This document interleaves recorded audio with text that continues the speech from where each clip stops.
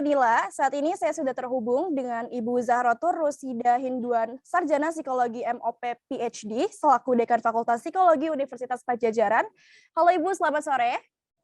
Selamat sore, Assalamualaikum. Waalaikumsalam warahmatullahi wabarakatuh. Ini saya manggilnya Ibu siapa nih Bu, biar lebih akrab? Dipanggil aja Mbak Rosi. Oke, Mahasiswa saya manggilnya Mbak Rosi soalnya. Oke, Mbak Rosi ya. Iya. Mbak Rosi, perkenalkan nama saya Siti Soleha, bisa dipanggil Siti. Jadi di sore hari ini saya yang akan memandu sesi bincang-bincang kita. Oke Mbak, untuk mengawali sesi talk show sore hari ini atau sesi bincang-bincang kita, boleh nggak sih sedikit ceritakan nih, gimana sih perasaan Mbak setelah menjadi pemateri pada seminar yang baru aja diselenggarakan? Oh ya, senang sekali ya, karena walaupun dalam masa pandemi seperti ini, kita tetap bisa bersilaturahmi, saya bisa ketemu banyak orang, kemudian ketemu juga dengan ibu narasumber yang sebelumnya, yang materinya sangat-sangat penting, dan juga bisa berdiskusi dengan sivitas dari Universitas Lampung. Oke, jadi materi yang tadi disampaikan di seminar itu adalah tentang berkaitan dengan karakteristik gen Y dan Z ya Bu ya.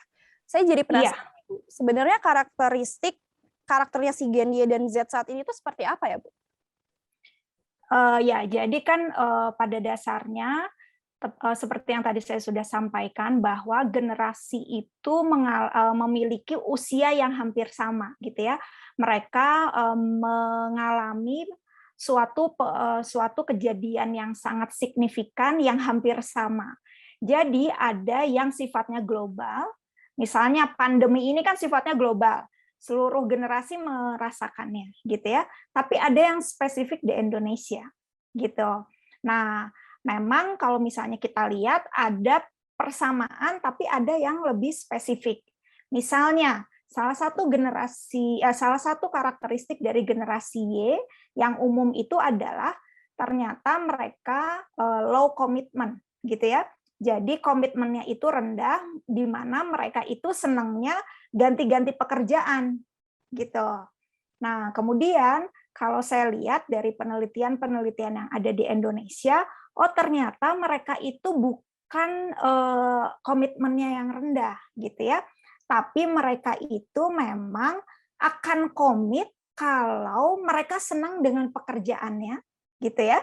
Mereka akan komit kalau misalnya situasi pekerjaannya itu menyenangkan, gitu ya.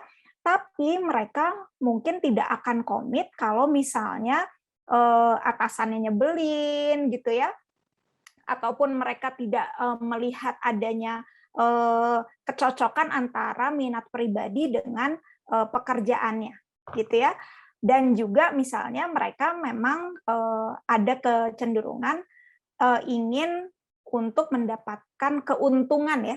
Keuntungan itu bisa dalam bentuk materi atau bukan. Itu misalnya salah satu contoh dari karakteristik generasi Y yang di global dan juga yang di Indonesia, gitu. Begitu juga dengan karakteristik generasi dari generasi Z, gitu ya. Secara umum mereka memang misalnya sama-sama mengalami kejadian krisis ekonomi, gitu. Tapi ternyata kalau di luar mungkin tidak sehebat di Indonesia, gitu. Sehingga karakteristik tadi yang financial consciousness itu mungkin tidak di seluruh negara, tapi kalau di Indonesia itu tampak ada, gitu ya. Jadi memang kalau misalnya bisa dibilang karakteristik dari generasi Y itu komitmen terhadap pekerjaannya itu rendah, kemudian mereka ingin mendapatkan hasil yang instan, kemudian lebih berorientasi pada diri, dan juga mereka itu memang well educated. Sedangkan untuk yang generasi Z, mereka itu memang ahli di bidang teknologi ya, pokoknya mereka tuh bukan ahli dalam bidang teknologi itu bukan mereka misalnya sekolah di bidang teknologi ya, tapi memang dari kecil itu mereka sudah terbiasa dengan teknologi. Kemudian yang kedua adalah global minded. temannya itu nggak cuma dari misalnya di Indonesia, tapi juga dari luar negeri dan lain sebagainya.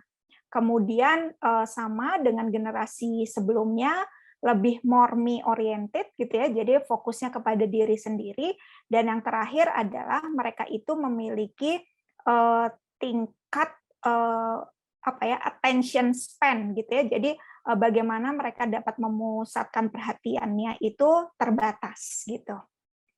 Mungkin itu kalau misalnya kaitannya dengan karakter dari generasi Y dan Z. Oke, baik. Jadi dari sekian banyak karakter yang telah dijabarkan tadi, tentunya ditemukan beberapa karakter yang sebenarnya jika dioptimalkan itu bisa menjadi kekuatan ya, Bu ya, di bidang ekonomi, digital, lingkungan, dan sosial. Nah, jadi pertanyaannya nih, Bu, gimana ya caranya supaya karakter-karakter itu bisa optimal gitu, sehingga nantinya menjadi kekuatan di bidang ekonomi, digital, lingkungan, dan juga sosial? Iya. Jadi kan tadi seperti sudah disampaikan bahwa generasi Z misalnya mereka itu sangat conscious ya, sangat aware dengan kebutuhan finansial gitu ya, sehingga mereka ingin bekerjanya itu sebagai businessman dan lain sebagainya. Di sisi yang lain tadi kita juga melihat karakteristik pribadi dari generasi Z itu adalah misalnya ketika ada masalah mereka cenderung sulit untuk bounce back gitu ya. Nah, oleh karena itu memang misalnya di universitas-universitas, mungkin di Universitas Lampung juga ada, sudah ada biasanya itu ekosistem untuk kewirausahaan. Gitu ya, kan sekarang banyak ya ekosistem untuk mendampingi para pemula, para mahasiswa gitu ya, untuk bisa nantinya itu mengembangkan bisnisnya secara lebih profesional. Nah, itu ekosistem itu sangat pas buat generasi sekarang gitu ya. Karena bisa mengoptimalkan financial consciousness mereka gitu ya, kemudian juga mereka tetap didampingi, mereka juga dapat pengarahan-pengarahan dari generasi sebelumnya, dan kalau ada masalah, kalau misalnya mereka mengalami suatu permasalahan dan lain sebagainya, ada orang yang mendampinginya, gitu ya. Nah, sehingga mereka memang bisa tetap optimal ketika sedang dalam permasalahan, gitu. Baik, tadi sedikit disenggol tentang pendampingan ya, Bu ya. Pendampingan dari generasi baby boomer bukan sih, Bu, yang diperlukan oleh para generasi Y dan Z ini? Atau pendampingan dari Ya, apa gitu, Bu? ya bisa dari baby boomer dan generasi X kayak saya nih ya, generasi X gitu. Nah, itu kami bisa mendampingi karena bagaimanapun pastinya pengalamannya lebih banyak gitu ya. Nah, mereka itu pada dasarnya lebih tahu gitu ya teknologi terbaru dan lain sebagainya. Pendampingannya itu bukan ke masalah benar-benar teknis gitu ya, tapi ketika mereka ada permasalahan, mereka bisa curhat ke kami gitu ya. Bisa kita berdiskusi cari solusinya di mana gitu ya. Tapi kalau secara knowledge-nya mungkin mereka lebih bagus gitu ya. Generasi Z dan generasi Y itu jauh lebih update. Bisa jadi mereka ngelihat di internet dan yang kami tidak lihat gitu ya. Tapi pendampingannya itu lebih untuk kayak coach gitu ya. Jadi ketika mereka lagi down, Mbak Rosi ini kenapa ya kok saya tetap tidak bisa mendapatkan hal yang saya inginkan dan lain sebagainya. Nah, seperti itulah kelihatannya pendampingan yang dibutuhkan oleh generasi Y dan generasi Z.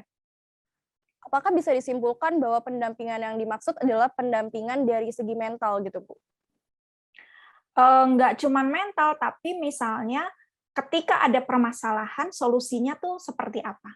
Oke. Gitu ya. Jadi bisa jadi apa sih namanya, ada permasalahan teknis dan mereka akhirnya aduh bingung ya ini kayak gimana. Nah, mungkin bisa berdiskusi dengan generasi yang sebelumnya. Tapi juga kalau misalnya pendampingan mental dibutuhkan, misalnya ya mereka lagi down, terus bagaimana pendampingan untuk memotivasi kembali itu juga bisa jadi dibutuhkan. Gitu. Oke, baik Ibu. Jadi dapat disimpulkan bahwasannya Genie dan Z ini memiliki karakteristik yang sebenarnya bisa dioptimalkan ya Bu, untuk memberikan, untuk menjadi kekuatan di bidang ekonomi, digital, lingkungan, dan sosial, namun memang perlu pendampingan dari Gen X dan juga Baby Boomer dari segi mental dan juga pemberian solusi gitu ya Bu ya, agar semua karakteristik itu bisa jadi optimal gitu Bu.